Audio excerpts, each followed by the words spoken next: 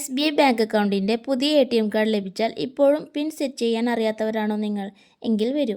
നിങ്ങൾ ചെയ്യേണ്ടത് ആദ്യം തന്നെ ബാങ്കിൽ രജിസ്റ്റർ ചെയ്തിട്ടുള്ള മൊബൈൽ നമ്പറിൽ നിന്നും ഒരു SMS അയക്കണം. SMS ഫോർമാറ്റ് ഇങ്ങനെയാണ്. ഇതിൽ പിൻ എന്നുള്ളത് ക്യാപിറ്റൽ ലെറ്ററിൽ തന്നെ കൊടുക്കണം. CCC എന്നത് നിങ്ങൾക്ക് കിട്ടിയ പുതിയ ഡെബിറ്റ് കാർഡിൻ്റെ അവസാന 4 നമ്പറാണ്. അതുപോലെ AAA എന്നത് നിങ്ങളുടെ അക്കൗണ്ട് നമ്പറിൻ്റെ അവസാന 4 അക്ക നമ്പറാണ്. അപ്പോൾ ഈ പറഞ്ഞതുപോലെ ശ്രദ്ധിച്ചു കൊടുക്കുക. 8655807197 എന്ന നമ്പറിലേക്കാണ് ഈ മെസ്സേജ് അയക്കേണ്ടത്. ഇപ്പോൾ SBIയിൽ നിന്ന് OTP അടങ്ങിയ, അതായത് താൽക്കാലിക പിൻ നമ്പർ അടങ്ങിയ ഒരു മെസ്സേജ് വരും. ഇതിന് 2 ദിവസത്തെ വാലിഡിറ്റിയേ ഉണ്ടാവുകയുള്ളൂ.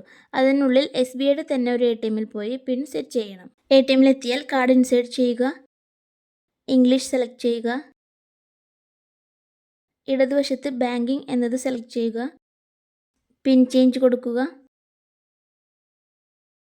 10 മുതൽ 99 ഉള്ളിലുള്ള ഒരു സംഖ്യ അടിച്ചു കൊടുക്കുക, ശേഷം യെസ് കൊടുക്കുക.